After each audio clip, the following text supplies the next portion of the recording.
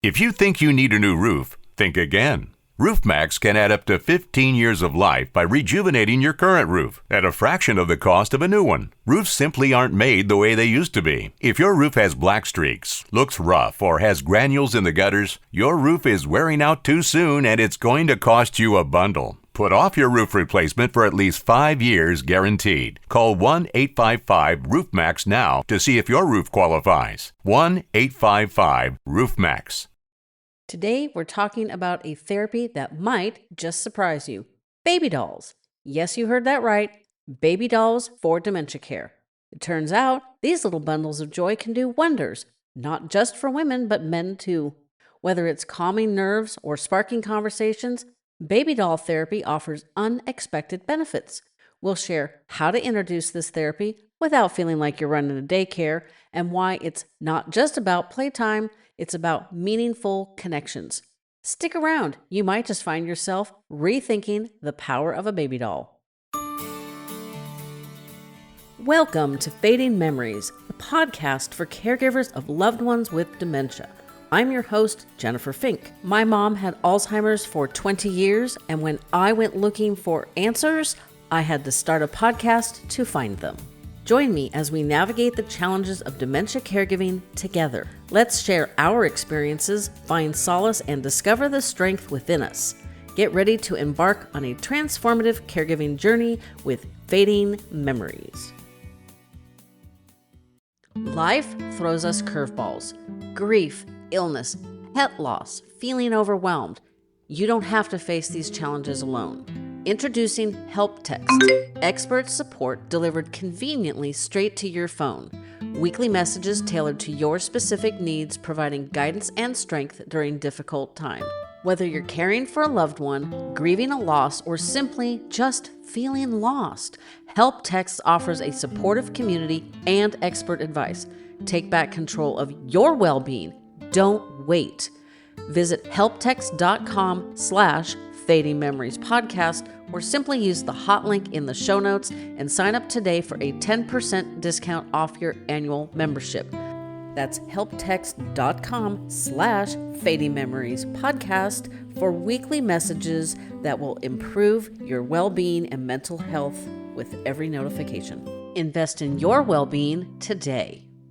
If you like our show, be sure to follow it so you don't miss any new episodes, and please share it with a friend. That is the fastest way you can help an independent podcast like mine grow. Welcome back to the Fading Memories Podcast. I'm your host, Jennifer Fink. Today, we are talking about baby doll therapy with Tanya Moon. She is the founder of the Grandbaby Project, and I know you're going to find some of this information really surprising, because I did when we had our little pre-recording chat. So thanks for joining me, Tanya. Sure. So you're welcome. So tell us a little bit about you, and then we can talk about the Grandbaby Project and baby doll therapy in particular. Yeah. So I am a native Houstonian. I live in Houston, Texas. Our project has really exploded all over the country, but I'm based out of Houston. I came out of college wanting to be a police officer for the main reason I wanted to drive around in the car all day. I thought that would be like the coolest thing. And anyway, I did not go that route, clearly. But I spent many, many years in corporate sales, which I just loved. And my grandmother got ill, and I was very, very close to my grandmother, and she really helped raise me. She was extremely influential in my life. And ultimately her illness led to dementia, which is kind of where all of this starts. I am not a nurse. I am not a doctor. I am, after her death 16 years ago, I actually then got into the medical field and spent nearly 15 years or so, give or take, in hospice. And so as a liaison and coordinator, and then eventually, kind of climbed that corporate ladder that everybody thinks is so great, that's so not. And decided whenever I really launched the Grandbaby Project recently that it was something that was going to take on the majority of my time. And so it it has just expanded and exploded, and we are blessing people left and right. And so it's just been an amazing journey so far. Terrific. So what form of dementia did your grandmother end up with? Do we know? They didn't label them as much back No. then. No. As a matter of fact, I tell people whenever I do training, we didn't have memory care back then as we know memory care today. We have these beautiful, gorgeous memory care communities, or even some amazing personal care homes and things like that. But we didn't have any of that back then. So back then, the senile or very forgetful elderly people really went into skilled nursing on the long-term care hallway, and that's where they lived out their life. And there certainly were no activities. No one even really talked about dementia. I didn't hear that term until I had been in hospice for many, many years. And then I was like, you know what? That's what was wrong with her. She had that. But I was told by doctors, I was told by nurses that, she was just, quote, losing her mind. And that this was all just a normal part of aging for a lot of people, which today we know is not the case. But back then, we know it was not talked about. Our situation was very complicated because, that was so long ago. Regulations in communities and facilities, especially skilled nursing, were very, very different and very lax. And so the ability to give, pharmacologic medicine was kind of the new thing. And so that's kind of what kept everybody in check. Well, my grandmother couldn't take medicines like Haldol or Seroquel or even Benadryl for that matter, because she never even took a Tylenol.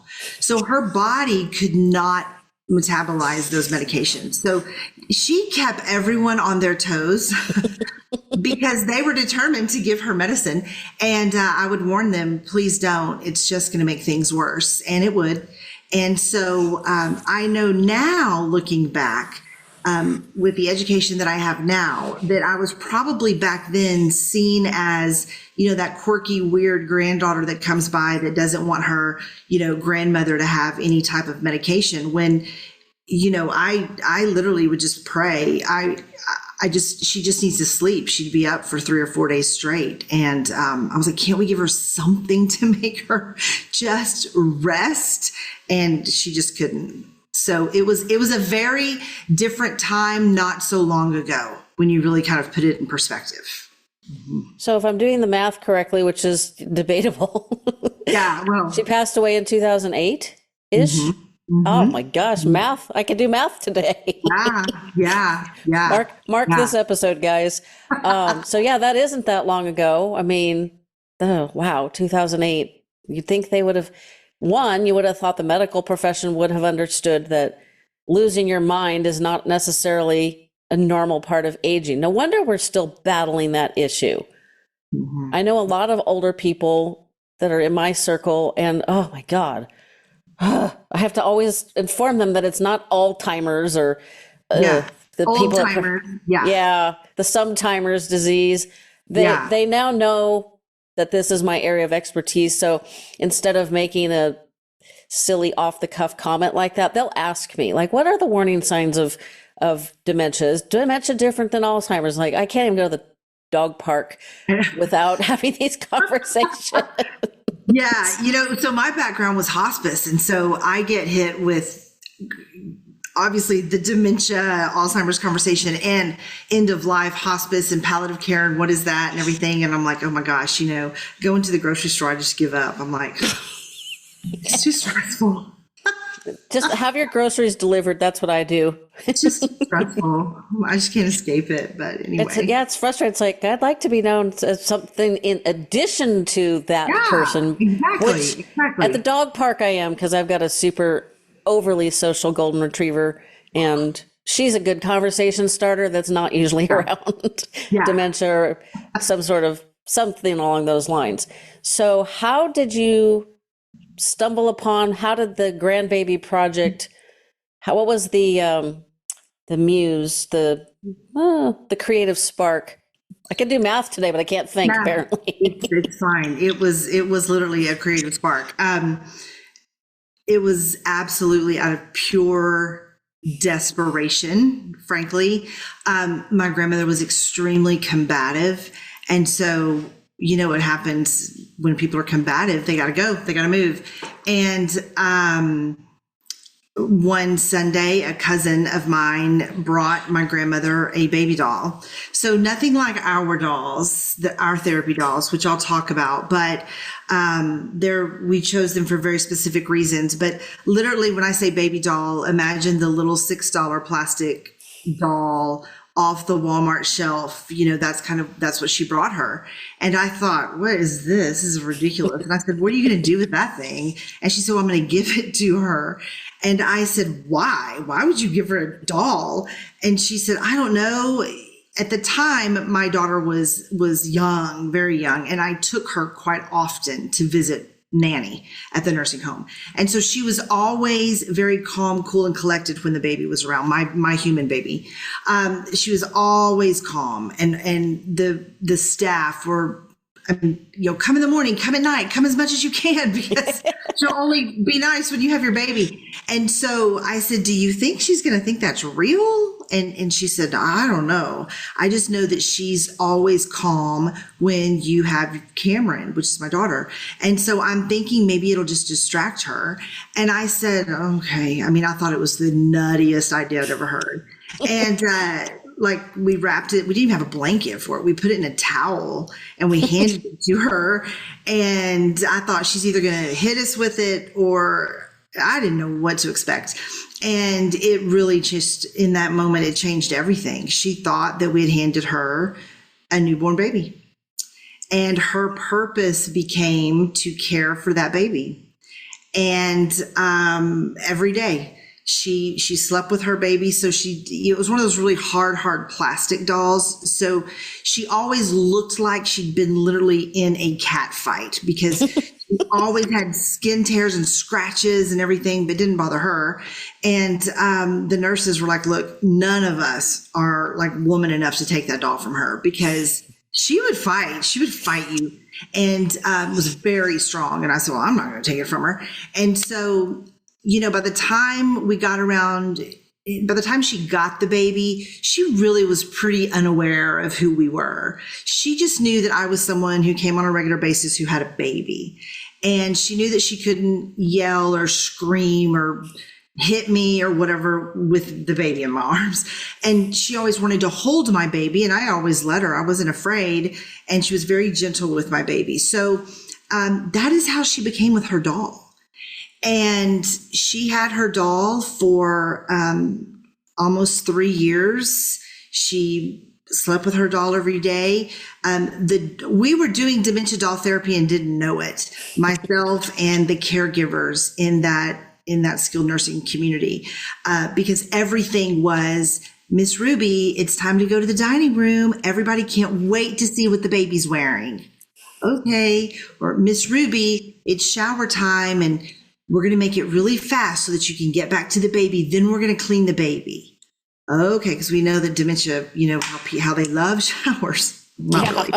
But so it really became a tool for us to bridge the memory gap with her in the final years of her life. So I always carried a package of newborn diapers with me in the car. And so I would go in and we would change her baby doll's diapers. And that is what we would do together. So then, you know, she started seeing me as someone who brought things for her own baby. And then ultimately, you know, they were like, you don't have to come every day. And I was like, what? What am I going to do if I don't come every day? And it got to the point to where she was just really all about her baby. And it gave her purpose. She stopped isolating. Very, very few outbursts after that. She was just into her baby doll and changing her clothes and cleaning her and making sure the doll was clean, which she did with baby wipes. We always made sure we had baby wipes. You know, the baby went everywhere in her wheelchair with her.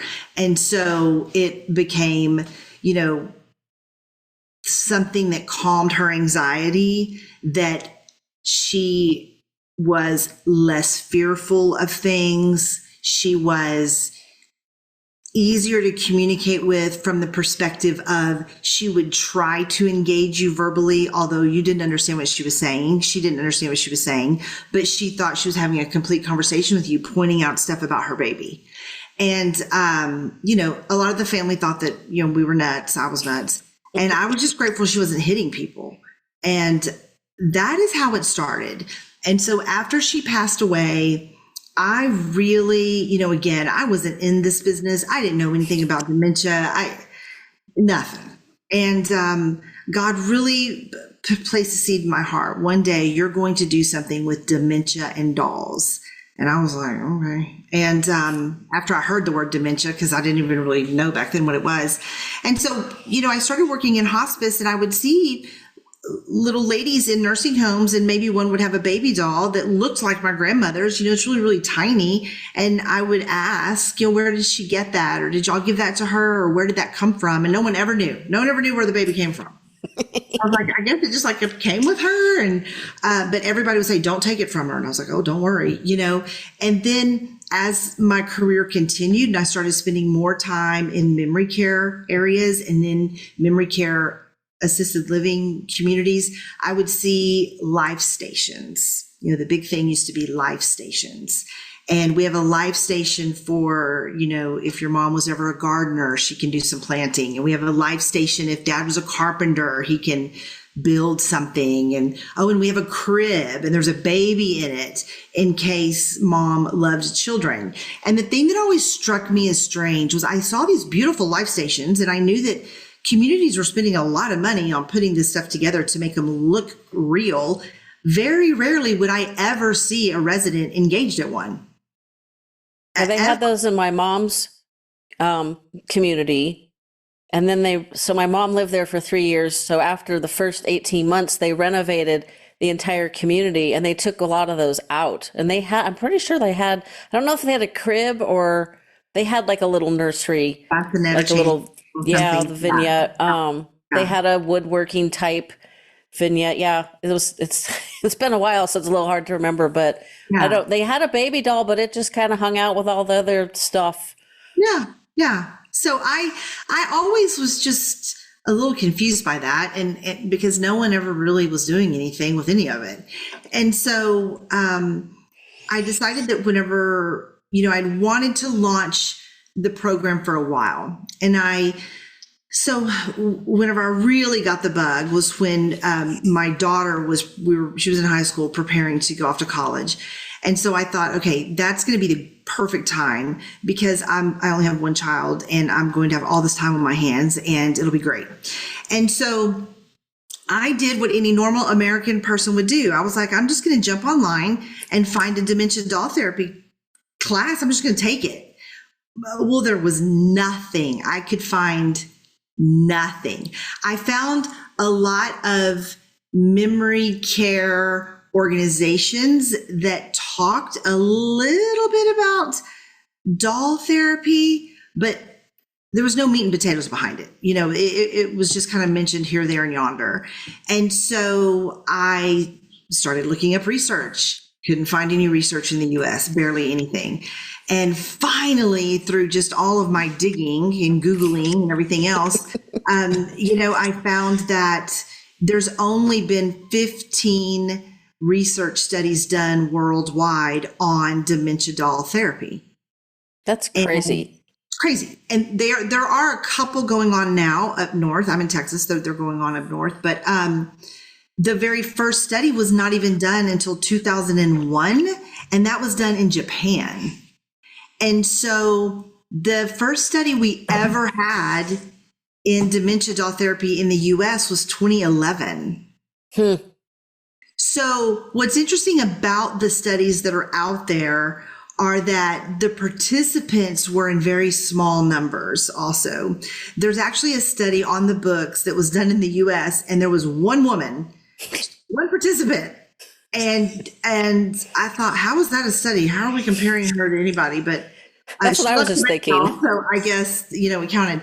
But there really was not a lot out there. There certainly wasn't a class to take. And so, although the first study was really done in Japan, I think, at least from my perspective, I consider the UK the birthplace of dementia doll therapy. I mean, the UK, Australia, they are miles ahead of us from a holistic perspective in the way that they approach medicine, period. I find the US, we're medicine first and they're medicine last. And so we want to give everybody a pill. Let's just figure out the pill and then this all going to go away. Well, there's a lot of people like me out there that didn't work. That was not an option for our family and for my grandmother. And so I learned after studying, I found a great neurologist that was really at the front lines of dementia doll therapy and studied along with his group virtually. And sorry, I'll turn that off. And really learned that way. I mean, there was no one here to kind of teach me anything.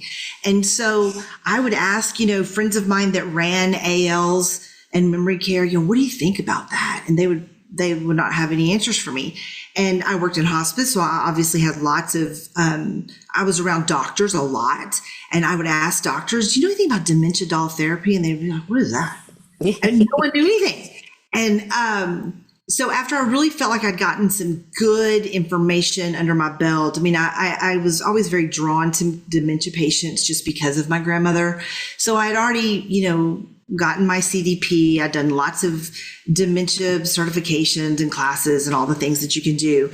And, I felt like I was pretty with it as far as education and, started really gaining an understanding of the reason why dementia doll therapy works.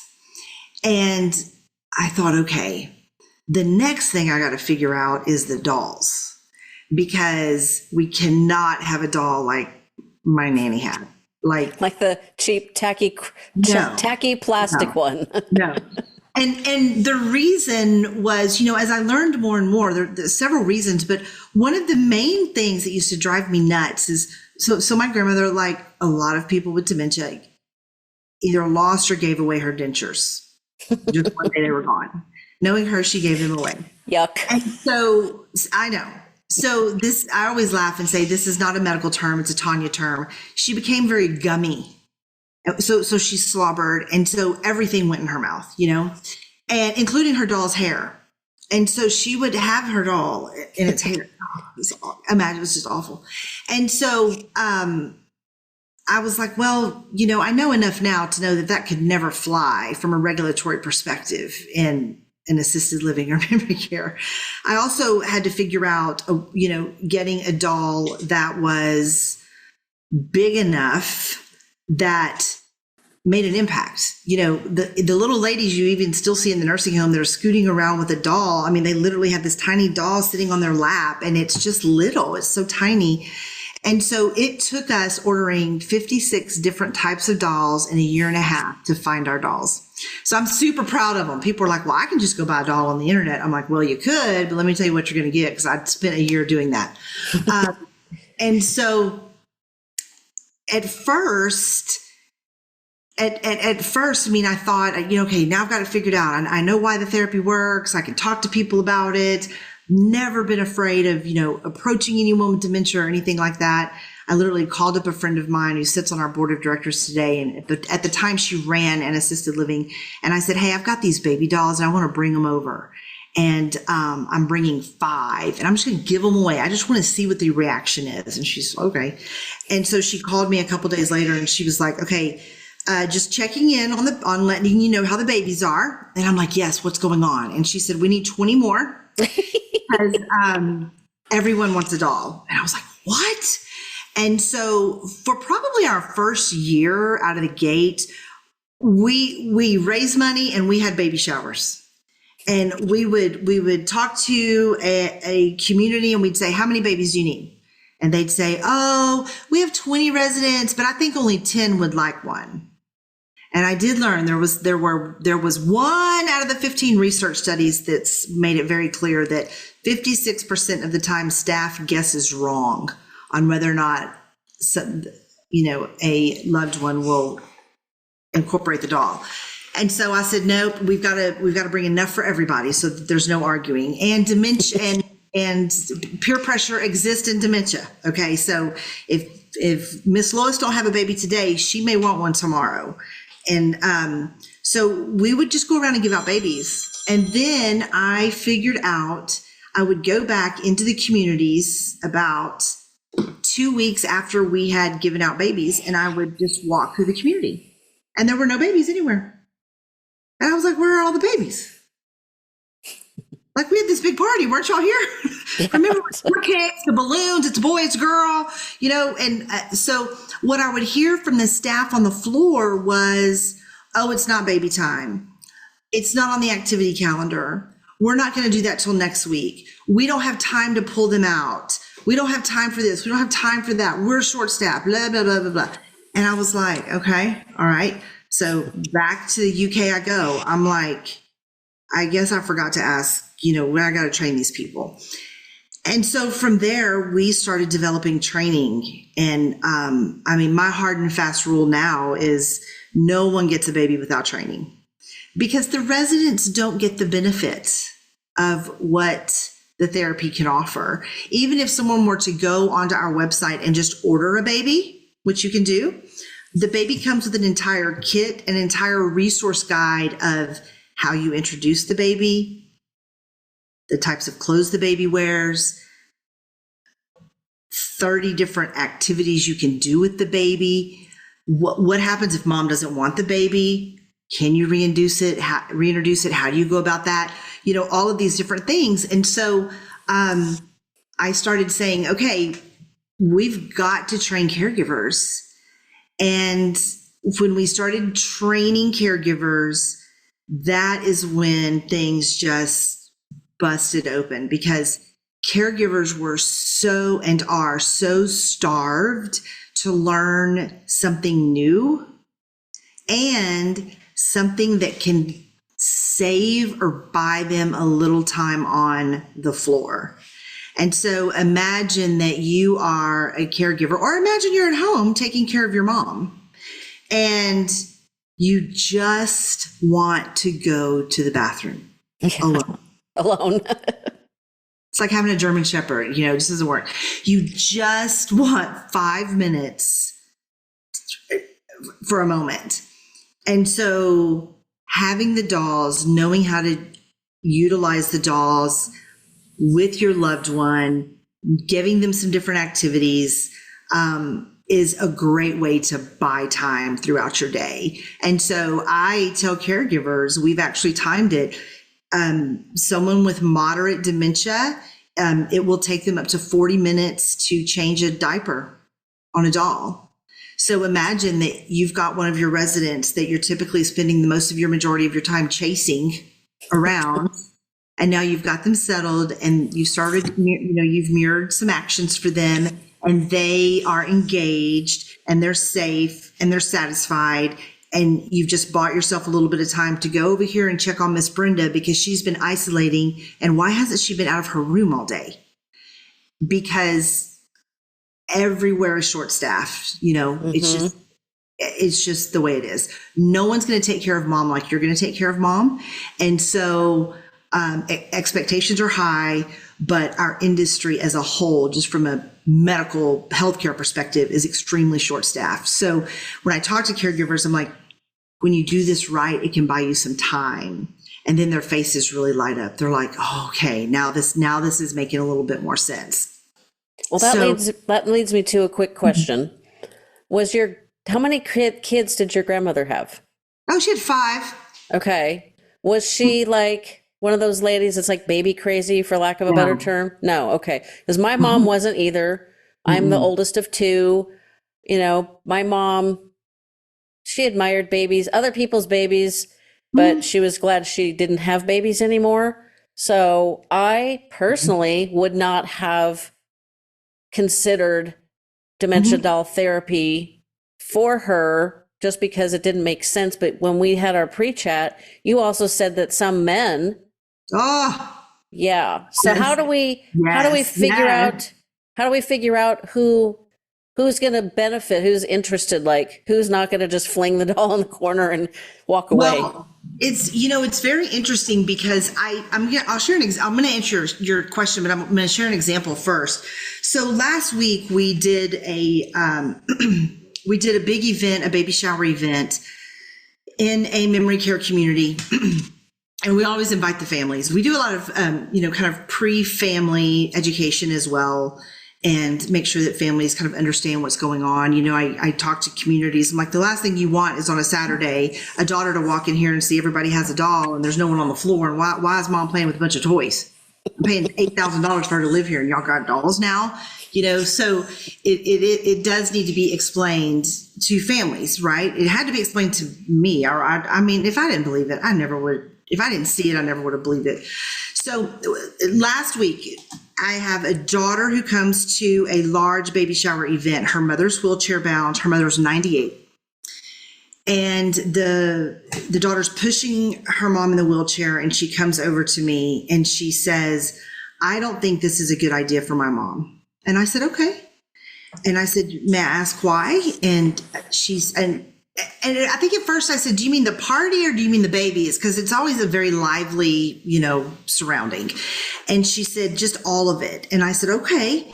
And she said, we had a lot. She had many miscarriages as she was young.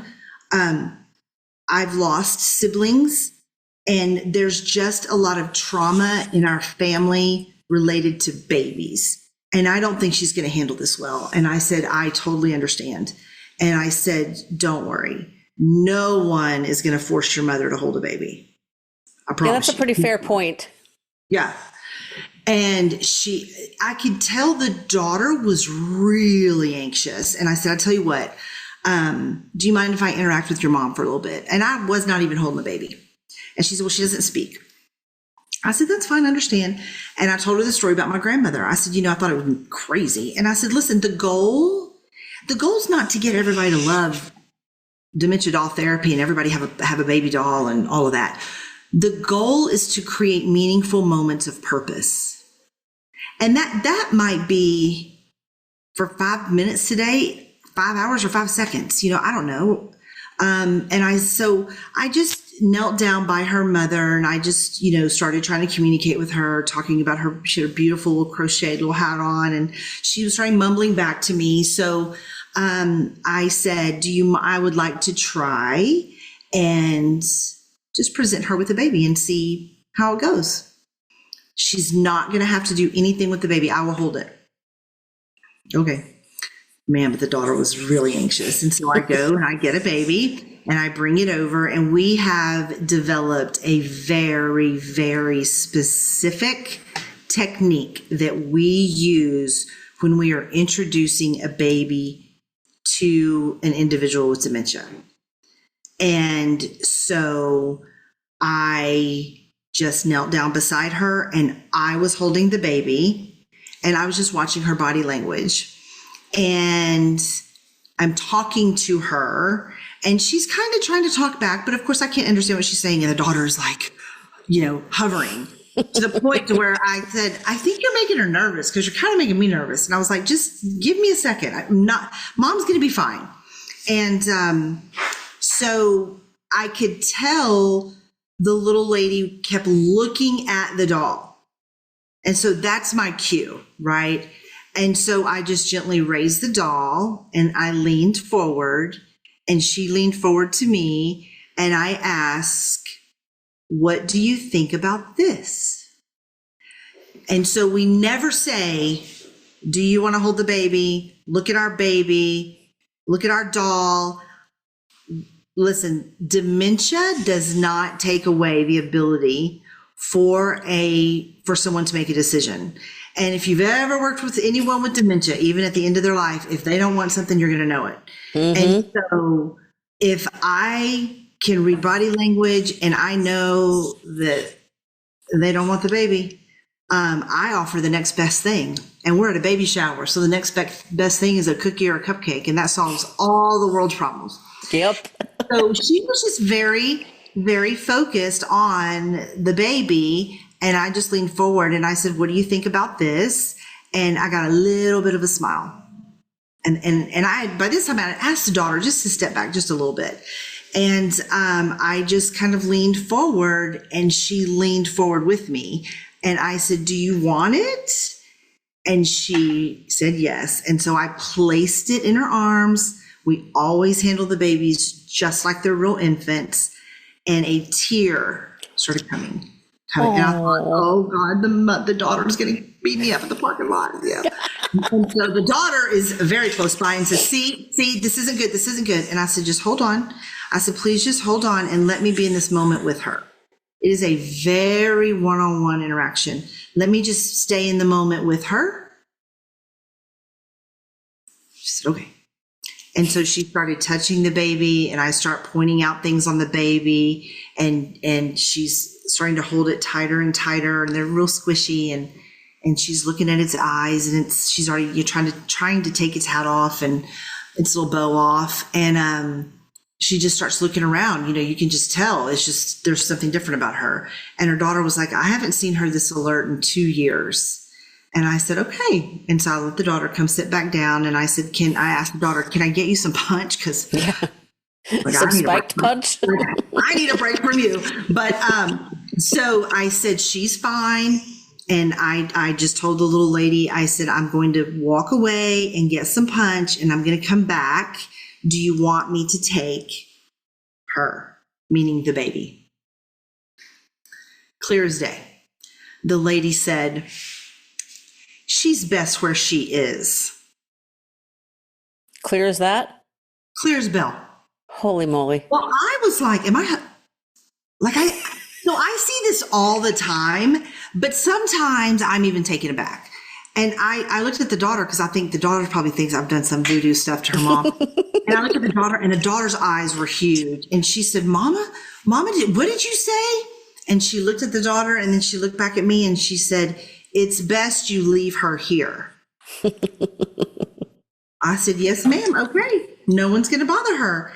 And so I went on about my business, helping other people. And then it was time to go back to her room. And it was time for everyone to eat their dinner.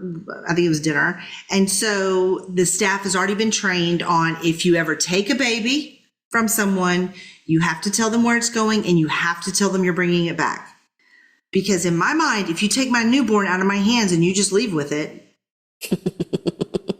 I mean, that is what a lot of our residents think. And so I went and told everybody, do not take her baby. Just let her be with her baby.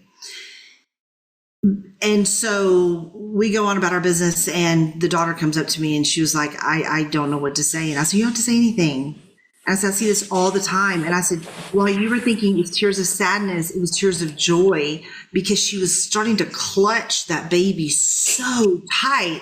And the way that our babies are, the longer and tighter you squeeze them, the warmer they get. And they also smell like newborn babies. And so it's all about sensory. Everything is detailed on the dolls.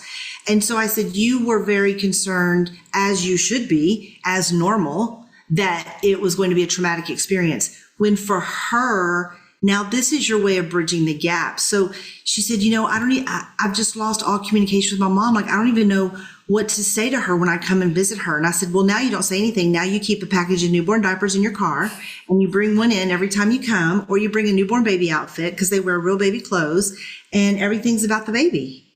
And that's how you bridge that gap. And, your mom is in a different place than you are, and you're never going to get that back. So you've got to figure out an innovative way to get into her bubble and her circle. And this might be it. And she was like, I just don't know what to say. And so anyway, to answer your question, we absolutely, the technique that we use, that we've been trained and taught from the United Kingdom, is everything that we do in presenting a baby puts the resident or the loved one in total control of the decision. So we don't just hand somebody babies and say, oh my gosh, it's so cute, let me take a picture. No. Knowing that it takes someone with dementia almost 90 seconds to process a simple instruction, you've got to be very slow. You've got to talk loud, but slow and calm. And it's a very, very one-on-one interaction. And if they don't want it, they just simply say, if their eyes never leave my face or my volunteer's face and go to the baby, they're not interested. And that's okay. And so I train people, stay in the moment with them, because if they say no, or if they don't want to participate, that may be the only decision they get to make for themselves that day. And that is as therapeutic as the little lady that's holding the baby that doesn't want to give it up. In their mind, they have control in that moment because they've lost all control of everything. Everybody makes all their decisions for them. They have no control over anything. And so, the saying no can be just as powerful as someone embracing it. And, I tell caregivers, don't be afraid if they say no. It's okay. And you can always come back and try again in a week or two. And so, we've been asked everything, what if someone never had children? Would they like a baby? I'm like, it's like babies and puppies. Everybody loves them. Now, they may only want them for a couple hours and give them back to you, but they'll engage. Men immediately go into grandpa play mode. Trotty horse, patty cake. They want to sing, they want to hum, they want to play. Where women want to hug, kiss, nurture, men are ready to play. Retired engineers and lawyers are within moments of you handing them that baby. They're trying to figure out a way to get it glued or duct taped or attached to the walker so they can keep it. We just love it. We just love it. I just love it. And, there's the latest video, or one video I just posted on my Facebook page, was a very recent event where I was told by the caregivers at this particular community that one of the gentlemen was extremely aggressive. And I always ask on delivery day, look, point out to me who's super aggressive, who you don't think wants a baby, who never participates. Let me take that person so that the caregivers can go experience some success in the program early on. And so I'll take that person, and they don't know me. And so sometimes it's easier on the receiver. And he was in a wheelchair, and they were like, don't kneel down. He's going to kick you. He'll kick you right in the chest. And I was like, well, this is kind of what we do, and I just said a little prayer, and I just started talking to him, and he spoke Spanish. I don't. So we had a language barrier. Plus it was word salad. So I don't know what we talked about, but we talked for a while, and he kept staring, and he finally said, baby. And I said, oh, this baby? And he immediately reached for it, and he wanted that baby. And so the caregivers were just standing around, and they were like, okay, first of all, I can't believe he didn't hit you. Second of all, I cannot believe he's participating. And so I just say, listen, you've got to take your time. It's got to be one-on-one. It has to be in the moment. I've had ladies who have lost children in very tragic ways, want twins. They name them after their kids they've lost. Women who've never had children, men who have never been married or had children. What we remember of them is not where they are. True. And so that's often, it's very hard. I tell family members all the time, look, this disease is way harder on you as a family member than it is on them. We're catering to their every need. We're trying to make sure they're safe, fed, secure, comfortable, dry, we're dressed, happy.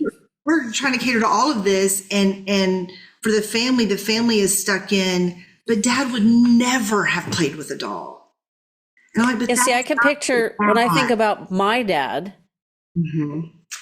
he was the typical, dad of the 70s and 80s. I was born in the end of 66. So that era, he worked, my mom stayed home with us, very traditional family. Right. And so I'm thinking, oh, my dad would never. I didn't think my mom would be that interested because she was never that interested in babies. But when you talk about the grandpa part, I'm like, well, duh. Now I feel stupid because my dad adored my daughter, did silly things with her. I'm like, duh.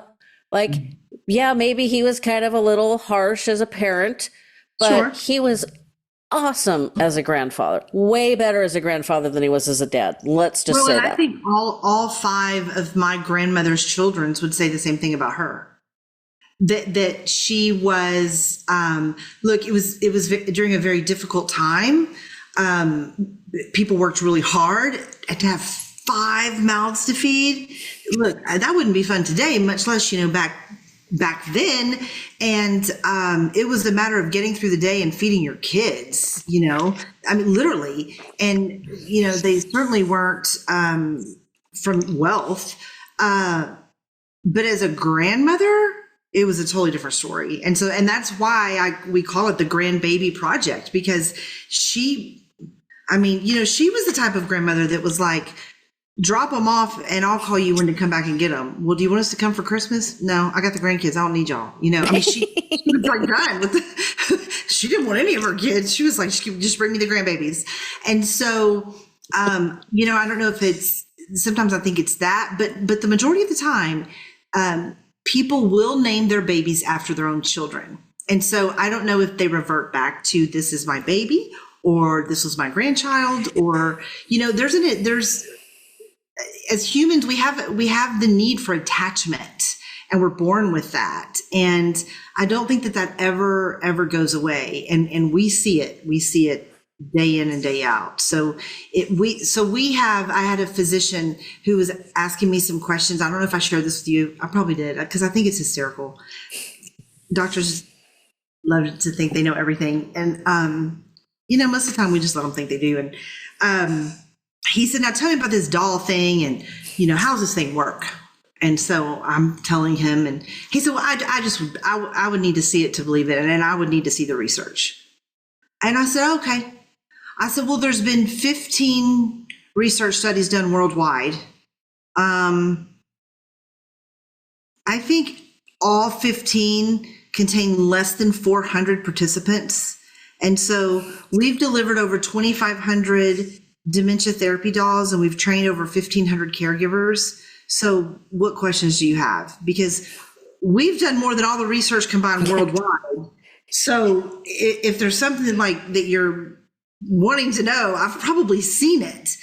And so he actually started coming, he came to one of our showers, and he comes to him whatever building he has, and we're having a shower, he's there. And he's like, it just blows my mind. It's amazing. And I said, imagine being in the UK, because they could write a script for this. We would never do that here. We'll do it for special needs children, for play therapy, which I think is great. I think is very important. But when it comes to the way we care for our elderly and the way that we approach medicine in the elderly, it's that would probably never happen. So the other thing I compare it to is, I'm such a believer because I saw it firsthand, literally. And the research backs up everything I saw. Less isolating, less outbursts, less depression, improved appetite, less use of medications, less wandering, less sundowning, more socialization, easier to groom. And so, and just that attachment and that need for purpose day in and day out. I'm going to wake up and take care of this baby. I mean, I remember having an infant. I got to wake up and take care of this baby. That was like your whole thought. And then, I just want to say one more thing. It'll probably be more than one thing, but before I forget, people will often ask me, what if they think it's a doll? Does that ever happen? I'm like, oh, it happens all the time. And I said, so when I was a little girl, I loved dolls. I mean, when my daughter was little, I loved buying her dolls. So I grew up during a time where Mom would take me, you want a new doll, you get a new doll, you go to Toys R Us, and there's rows and rows and aisles of dolls, and you got to pick. That doesn't exist anymore. Nope. Because if you go to Target, everything is, Disney related or Batman, Spider-Woman, whatever. So kids don't get that experience anymore. Everything's on Amazon. You got to buy it on Amazon. You don't get to pick out your doll anymore. And so as a little girl, I knew that was a baby doll. I knew it wasn't real, but I wanted it. And I wanted to take care of it. And so that's what we see a lot. If someone says, that's not a baby, that's a doll, I'll say, you think? Okay, well, okay. It's fine. You think it's a doll? You want to hold the doll? And that's why in our introduction, we specifically wait for them to decide what they think it is. Because I don't want to say doll, or I don't want to say baby. They think doll. I mean, anybody that's ever tried to argue with someone with dementia, you're never going to win. That's a losing battle. A losing battle. And I don't know why it takes us so long to figure that out. But it's interesting because the women who think they are dolls, or even the men who think they are dolls, they want one, but everybody else in the room's got one. And then, we're going to take them outside and we're going to get to take the babies out. Okay, well, let me get my baby, And so I just let the resident lead the conversation. 100%. Well, the approach is very interesting because I would have done it all wrong. If I had even considered doing this with my mom, I would have done it all wrong. It would have been a total failure because I would have done it wrong. We get real antsy whenever when we're doing a presentation at a event, and so I will make an announcement literally before the event begins to the employees. If you have not been trained specifically by me or my team, you do not present dolls today. You do not present babies because you do not know what you're doing. And that's fine. You're going to learn today, but you are not allowed to hand someone a doll, because inevitably what will happen is they will grab the doll. Isn't it cute? Isn't it cute? Shove it in the arms of the person typically sitting in a wheelchair, and they're like, what the heck? And then they're looking like, you can see their poor little confusion. Is this a baby? Like, somebody hand me a baby, or is this a dog? I mean, that's an overwhelming responsibility, And so we don't. I'm a real stickler about it. And so even when people just order from us, I make sure that they have instructions and they have a video from me on introduction. They have my phone number. I think it's really important that we not forget that just because someone has dementia, they absolutely can make a decision on what they want, and that can't be overlooked. And when that's overlooked, it's not therapeutic, it's just control. And so that's why we have a very specific way of putting them in control to take or not take a baby. That's just amazing. And do you have videos of men interacting with the dolls on Facebook? Okay, I'm gonna have to check those out. They're so good. They're great. Yeah. There was a resident in my mom's community who was a very tall man. He used to be like one of those ultra marathoners, which ew.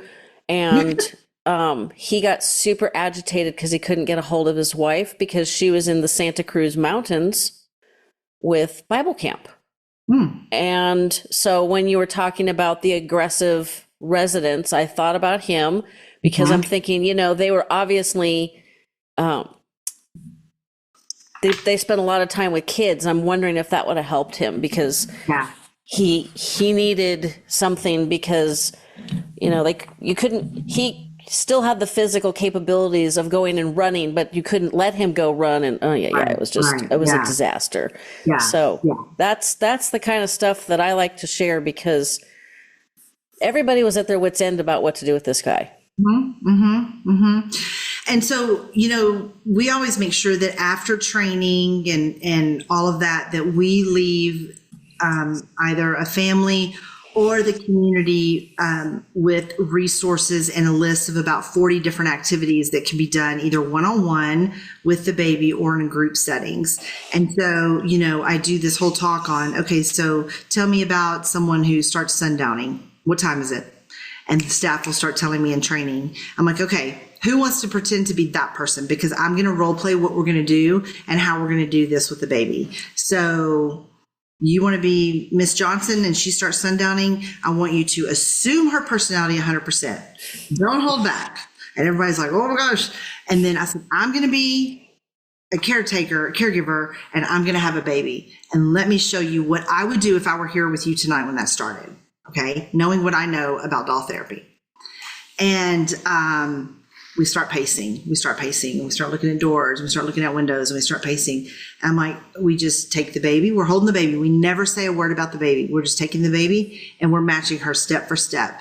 And we're just talking to her, and we're talking slow, and we're just trying to be calm, and we're trying to get her to start just matching our pace. And this is going to take a while. This is why it's so hard for these our communities to be understaffed, because this takes so much time. And everybody would just rather, give them a dose of whatever to make them calm down. But you just match her step for step, and you just stay with her, and you just stay in that moment. And then you start saying things like, oh, whew, she is heavy. And then you'll start getting her glancing over like, and then she'll ignore you, and you'll be like, oh, can we slow down?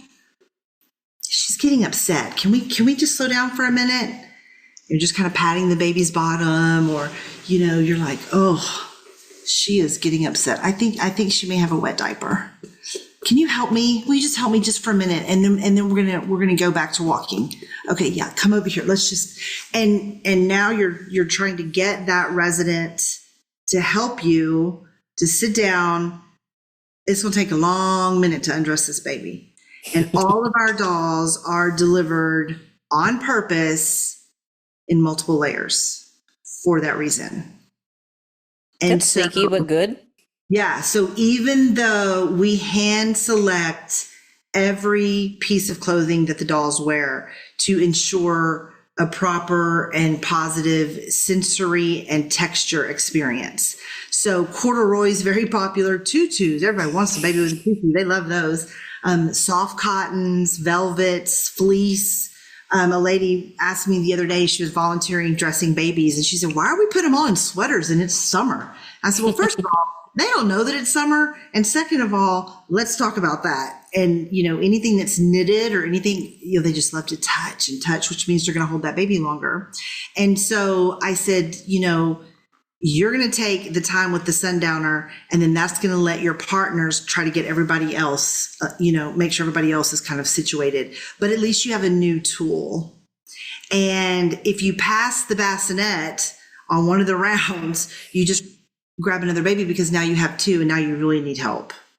And so it's always from the perspective of, can you help me? Would you like to help me? I really could use your help. I need your help. And if you stay with it long enough, you can kind of break that cycle.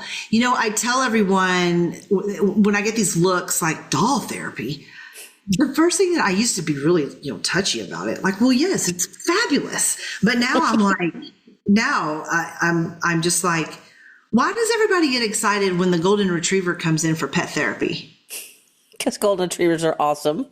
We all know the golden retrievers are awesome, and they're so sweet, and they're so loving, and they're so beautiful and handsome, and it's different, and it's out of the norm, and the residents love it, and the families love it, and they're soft, and it meets an emotional attachment need in that moment. It is a tool. They're not going to raise the golden retriever. One resident with my mom, she tried to keep mine.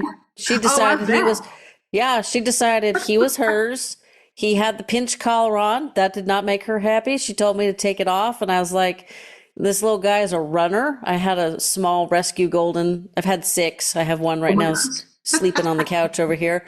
And my fear was that he would get excited and just like bolt and run. Because if he got he was like a horse. They get the like the scent of the barn, and he was gone. Yeah, he was like that. The front door was open, just open enough, long enough that he could blast past you. He would run on the golf course we lived on until he was exhausted, and literally had to drag his exhausted body home. And I mean, you either had to go out there with a net, like a cartoon. Yeah. I've seen him like just lay out, like I'm done. I'm not moving. Once he jumped over the fence, drank out of the fountain, and you could see he was wobbly. He was so tired. And he saw me looking at him, and he was like, jump back over the fence, and away he went. And I was like, okay. So I've had some experience with pet therapy in memory care, and that went really well. Although my oldest golden absolutely hated it. Wow. He loved me more than anything else, including himself. So Yeah. I think he probably picked up on my anxiety, but it was just very strange. But no, the youngest one I had at the time, we saw everybody. Then we went over to the assisted living and saw lots of people over there. Oh, everybody. Mm-hmm, So I don't know why I would have thought doll therapy wouldn't have worked with my mom. Dog therapy, but my mom loved dogs. That was her repetitive story. I've had dogs all my life. Da da da da da. I'm sure most of my listeners can repeat the story now because I've told it a lot. Well, we could probably go on a whole other hour just talking about stories about dogs and dolls and where. Yeah. So the website is what, the grandbabyproject.com? No, it's so we're a nonprofit. So it's the grandbabyproject.org. Okay. Which is hot linked in the show notes. Yeah. And you can reach us on Facebook. Facebook's so easy to update. So our website's great, but you're going to see the funnest, best stuff on Facebook because it's like from yesterday, and the showers and the videos and all that kind of stuff. So I always like to send people to Facebook first. And, if anybody has questions, I'm super easy to get to. You can message me through the website. All that comes straight to me. You can message me on Facebook. All that comes through me or my virtual assistant. Anybody have any questions or anything like that? One thing that we are seeing across the country that's really caused us to step out and start looking at how we're going to expand differently is that activity professionals really need training, and they want training on dementia doll therapy. They want to learn more about it. They want to know more about it.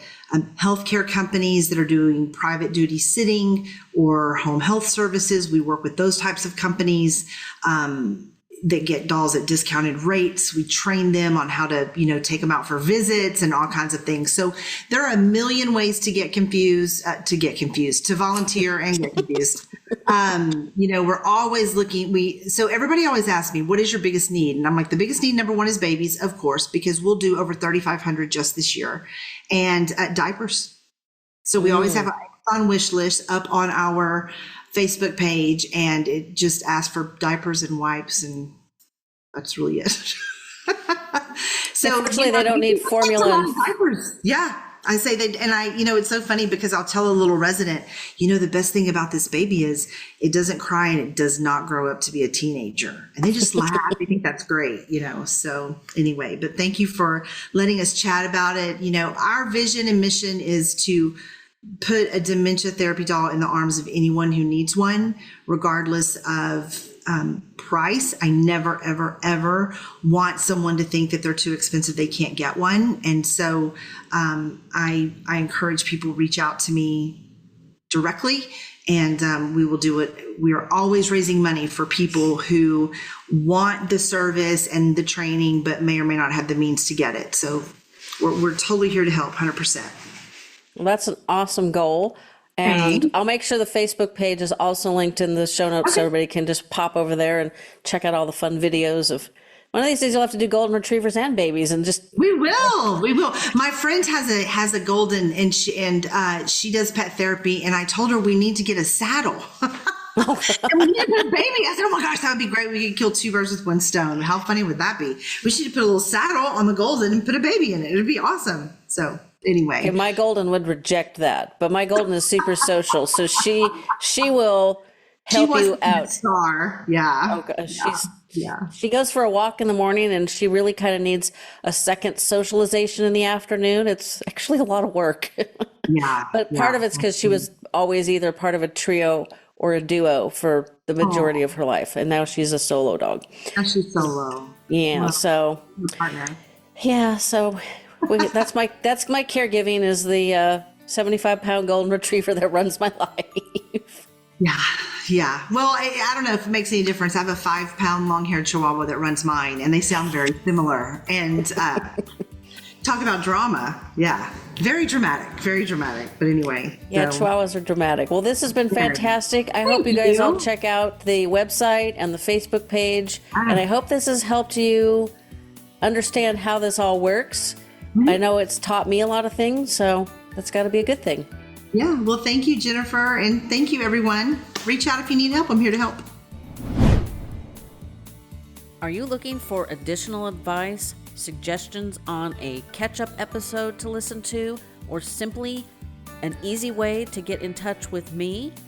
Then you definitely need to sign up for the weekly email newsletter. It is super short, chock full of excellent information, and I do not spam you at all. So, the link for the newsletter is in the show notes. Just click on it, sign up, and you will not regret hearing from me every Wednesday morning. And now, here's a taste of what you can expect next Tuesday. The metabolic state of ketosis is very healing for the brain because many brains, as we age, regardless of our diabetes status, we're not as efficient at turning sugar into fuel, or ATP. Adenosine triphosphate is that fuel, that currency that our cells run on in the brain. We're not as good at that as we age. And so when we can change the fuel source from sugar into ketones, we essentially get more fuel. We're much more efficient at turning that into fuel. And we don't have as much oxidative stress. It supports detoxification. It supports reducing inflammation. There's a ton that it supports. And so getting ketones to the brain, whether it's through taking exogenous ketones like powders or pills, or taking MCT oil or coconut oil even, or through carb restriction, that tends to be beneficial for a lot of people.